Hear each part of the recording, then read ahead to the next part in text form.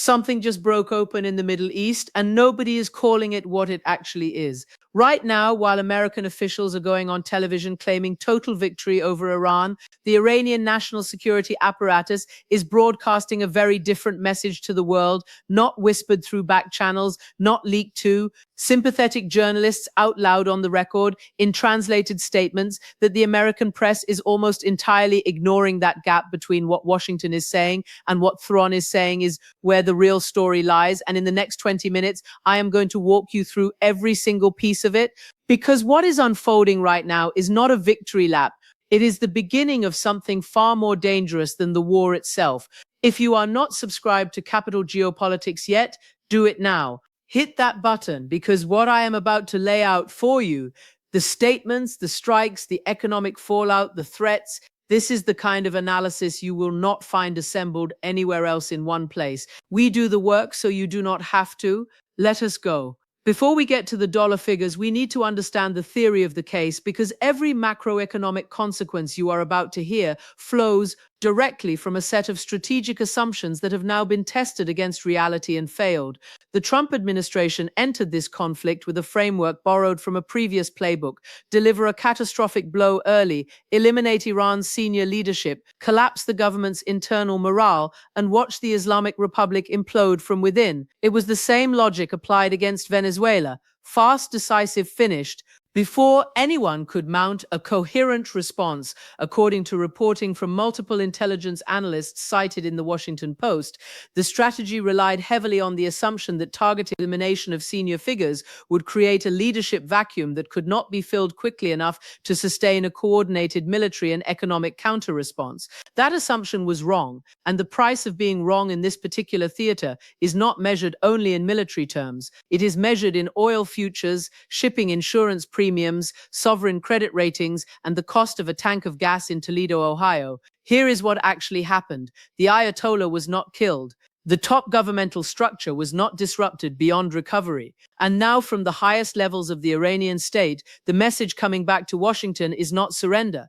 It is a detailed economic and strategic counter-narrative that the American financial press has largely failed to assemble into a coherent picture. Capital Geopolitics is going to do that right now.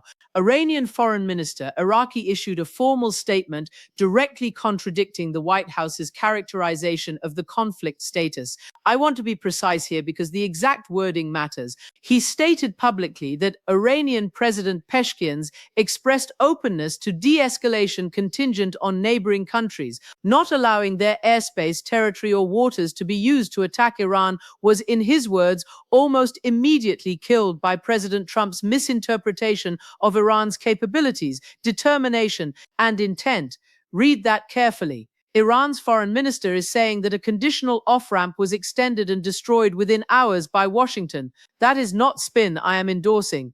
That is a diplomatic statement on the public record, and it matters because the existence of an ignored off-ramp has direct implications for how long this conflict continues, and therefore how long the economic damage compounds.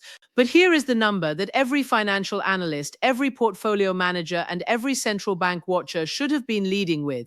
The foreign minister stated directly that the Trump administration's military campaign had already cost the United States military $100 billion inside of 2 weeks, and that figure, he said, does not count the economic damage still to arrive when markets fully reprice the new risk environment.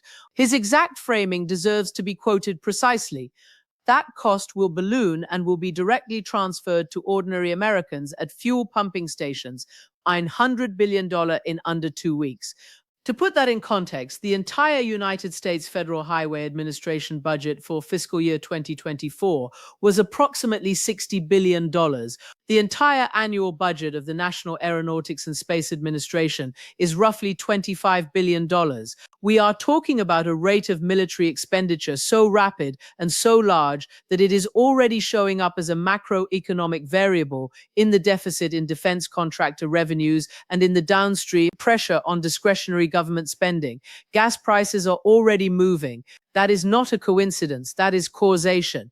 Now we get to the piece that connects everything else. The Strait of Hormuz is without exaggeration the most consequential maritime choke point in the global economy. Approximately 20% of the world's crude oil supply passes through that narrow corridor of water between Iran and the Sultanate of Oman on a normal day somewhere. Between 17 and 21 million barrels of oil transit that strait. Right now, it is functionally closed. The downstream effects of this closure are not theoretical. They are already in motion. Kuwait State Oil Company, Kuwait Petroleum Corporation, which is the fifth largest producer within the Organization of the Petroleum Exporting Countries, has announced precautionary reductions to oil and refinery output because it cannot export. Qatar has shut down significant portions of oil production to fuel depots at Kuwait International Airport, was struck by Iranian drone attacks, causing, according to eyewitness accounts and video verified by multiple outlets, fires across the facility. Qatar's position is particularly significant because it is not just an oil exporter. Qatar is the world's largest exporter of liquefied natural gas, a commodity that European economies have been depending on since they began reducing reliance on Russian pipeline gas following the invasion of Ukraine. A disruption to Qatari liquefied natural gas exports does not stay in the Gulf. It transmits directly into European energy prices within days. The Trump administration's proposed response to the strait closure has been naval escorts for oil tankers. The Iranian military's response to that proposal came directly from the Qatam Alen via Air Defense Headquarters. Their spokesperson stated in translated and verified language that Iranian forces welcome the United States escorting oil tankers through the strait, that Iranian forces are waiting for them, and that entry may be on the surface, but the end will be at the bottom of the Persian Sea. So the situation is this. The strait is closed, the United States is proposing to escort tankers through by force, and Iran is threatening to sink them. Every additional day, this situation continues. According to analysis from Goldman Sachs cited in the Financial Times, adds estimated upward pressure on global crude prices in the range of several dollars per barrel. That pressure moves directly and immediately into gasoline prices, diesel prices, aviation fuel prices, and through all of those into the cost of virtually every physical good transported by road, rail, or air anywhere in the world. This is what an oil shock looks like in its early stages. We have seen versions of this before in 1973, in 1979, in 1990. Each of those episodes produced recessions. None of those episodes involved a fully closed strait with two nuclear-adjacent powers in direct military confrontation. Here is a development that has received almost no analytical attention in the American financial press, and it is arguably the most geopolitically significant economic move of the past 2 weeks in what appears to be a direct response to rising global oil prices and the political pressure those prices are creating domestically. The Trump administration has quietly removed sanctions on Russian oil, allowing Moscow to flood markets in India and elsewhere with deeply discounted crude. Think about what that means structurally. The United States went to war in part to assert control over the energy architecture of the Persian Gulf. At the same time, it has now opened the door for Russia, which is under Western sanctions for its invasion of Ukraine, to expand its oil market share in the world's fastest growing major economy, India. Russia is the direct geopolitical beneficiary of American military action in the Gulf.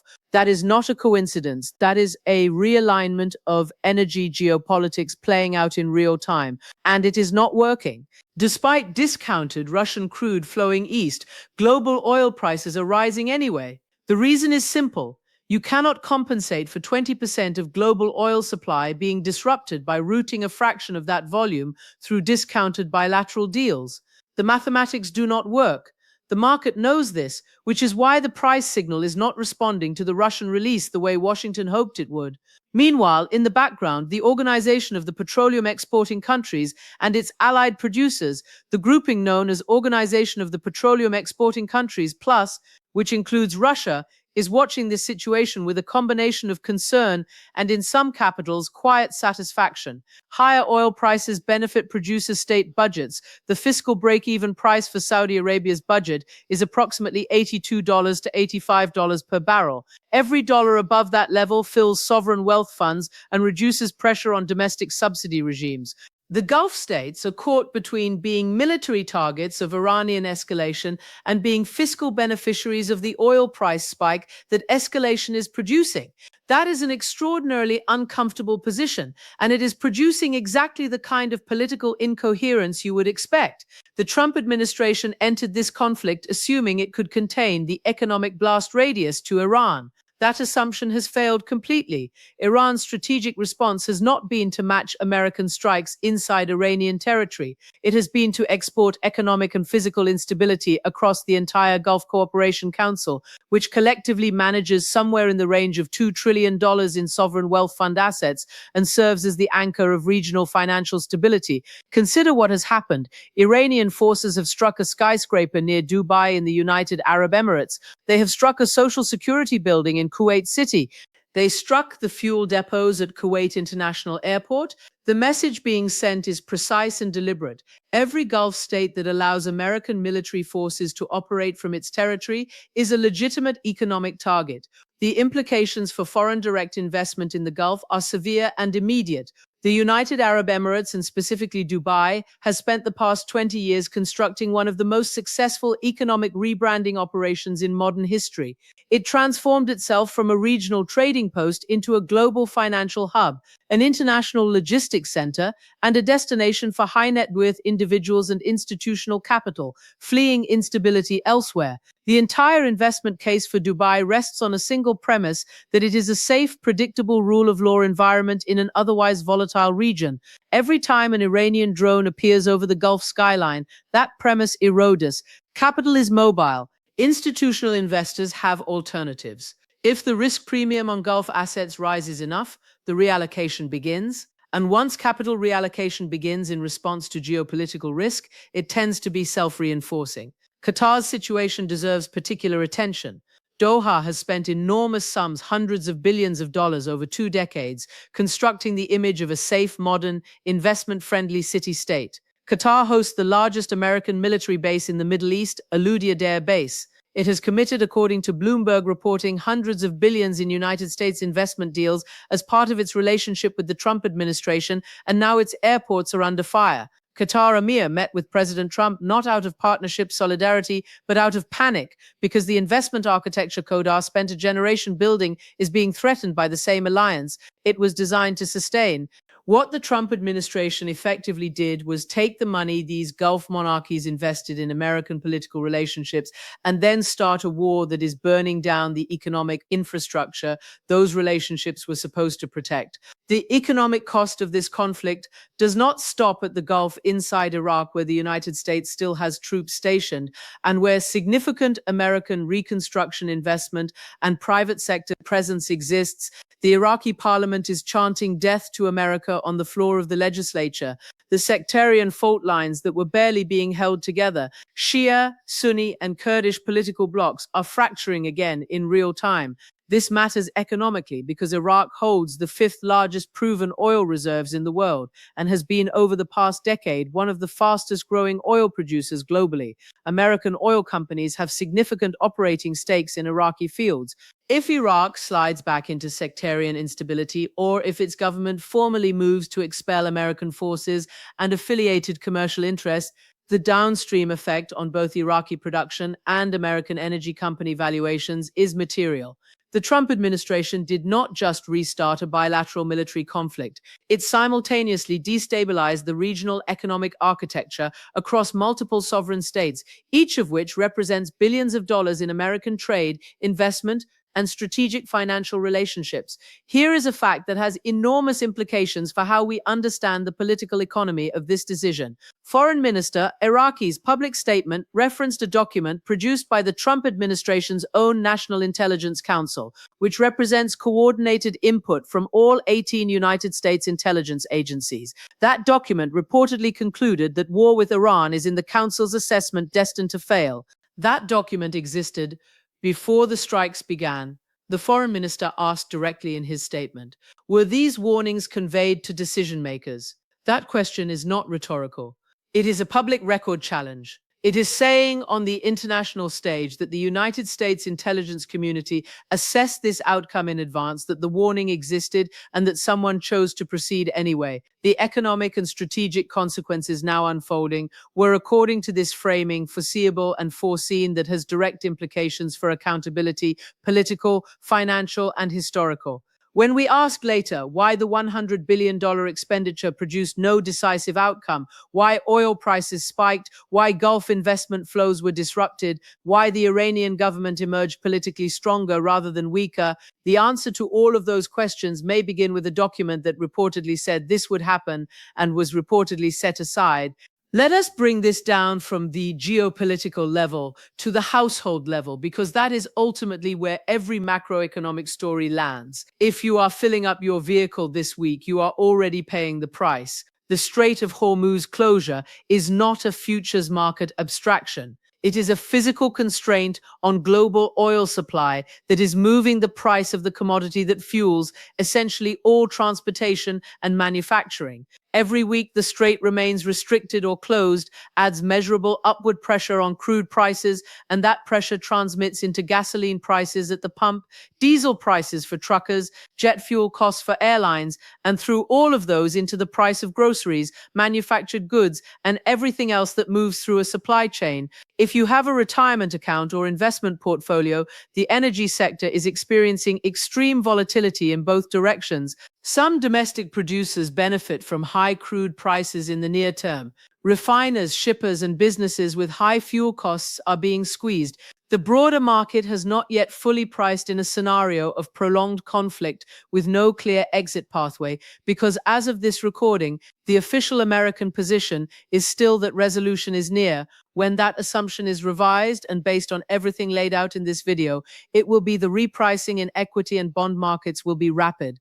If you live in an energy-producing state, Texas, Louisiana, Oklahoma, North Dakota, the short-term picture looks like a revenue windfall. Higher crude prices mean expanded drilling budgets and stronger state tax revenues. But the medium and long-term exposure is more complex. Instability in Gulf shipping lanes affects liquefied natural gas export capacity, refinery input costs, and the entire downstream supply chain in ways that are not yet fully visible in the price data. If you have any exposure to defense contractors, Raytheon Technologies, Lockheed Martin, Northrop Grumman, the rate of military expenditure implied by the $100 billion figure the Iranian foreign minister cited, if even partially accurate, tells you something important about the pace of contract fulfillment and the pressure on Pentagon procurement budgets going forward. And at the national fiscal level, $100 billion in 2 weeks is approximately $100 billion added to a federal deficit that is already running at historically elevated levels as a share of gross domestic product. The United States Treasury must finance that spending. More Treasury issuance means more upward pressure on yields. More upward pressure on yields means higher mortgage rates, higher corporate borrowing costs, and tighter financial conditions for an economy that was already navigating a delicate post-inflationary environment. None of this is abstract. It is already in the data. Here is what Capital Geopolitics knows for certain as of this recording. Every macroeconomic assumption the Trump administration made at the outset of this campaign has been tested against reality, and every single one has come up short. The Iranian government did not collapse. The Iranian population did not revolt against its leadership. According to analysis from multiple regional observers cited in Reuters and Al Jazeera, the American strikes have instead generated a wave of nationalist unity inside Iran that has paradoxically strengthened the government's domestic position, including among segments of the population who were previously critical of the regime. The Iranian military leadership was not decisively eliminated. The war did not end in days. Global oil prices did not come down. The neighboring Gulf states are not holding firm, and the Iranian state has demonstrated that it is capable of sustaining a military response while simultaneously mounting a coordinated regional economic destabilization campaign. The $100 billion cost, the closed Strait of Hormuz, the struck airports in Kuwait, the investment risk premium now attached to the entire Gulf Cooperation Council, the discounted Russian crude flowing to India, the Iraqi parliament, the fractured regional architecture architecture. These are facts. They point in one direction. Three questions I want to leave you with. Come back to them in a week and see if your answers have changed. Is this military campaign ending a threat or creating the economic and political conditions for a generation of new ones?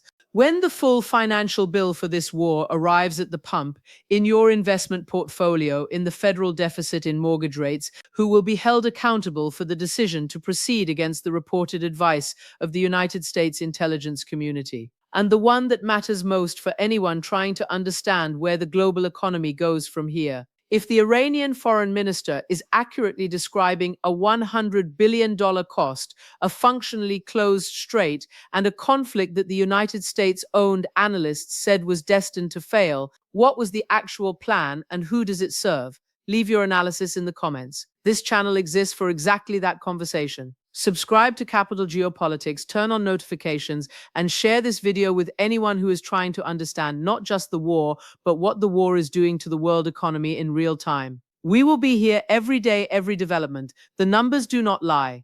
We follow them wherever they lead.